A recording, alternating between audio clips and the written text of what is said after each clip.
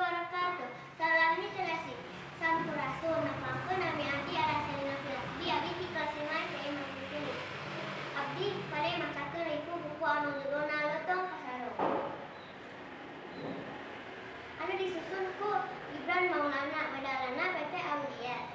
Jumlah halamanna aya 32 halaman. Bukuna dicetak ngangge basa Indonesia. Ku abdi bade didamel janten dongeng bahasa Sunda. Ayeuna ku abdi bade dibacakeun dongengna. Jaman baheula aya hiji putri namina Purbasari. Manehna anak bungsu ti Raja Prabu Tapa Agung. Kerajaan Pasir Batang. Gaduh genep lanceuk nu sadayana istri hungkul. Hiji poe Prabu Tapa Agung dek nuhunkeun tahta ka Purbasari. Purbararang teu narima kana kaputusan bapana.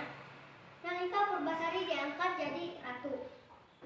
Purbararang minta bantuan ka tunanganna nyaeta Indrajaya. Keur nyilakakeun Purbasari. Purbasari disihir awak-awakna loba titik-titik hideung anu mata geuleuh ningalina.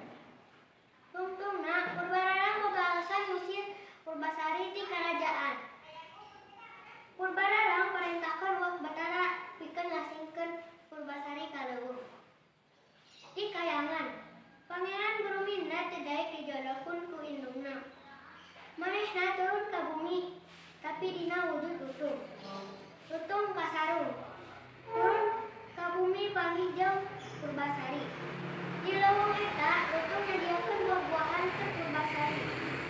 Lutung Kasarung menta ka indungna nyaeta Sunan Abu dipanggihankeun taman anu endah nu di jerona aya talaga. Pan manggih Purbasari. Dirinya geuningan cai talaga. Teh bisa ngabersihkeun kutukan Purbasari. Manehna geus garis deui ciga baheula. Balik ka karajaan. Warta eta kadangu ku Purbararang. Manehna sieun karajaanna direbut ku Purbasari. Mun Purbasari geus garis deui. Purbararang nantang lomba masak jeung lomba papanjang-panjang buuk. Tapi tina dua lomba eta Purbasari nu meunangna. Tuluy Purbararang nantang deui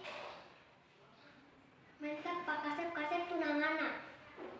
Lantaran manehna mikir pasti bakal menang ngalawan Lutung. Purbasari nyekelan Lutung terus minta Lutung jadi salakina. Tuluy Lutung diuk sila bari peureum. Telila tidinya Lutung robah jadi Pangeran Buruminda nu kacida kasepna jeung gagah.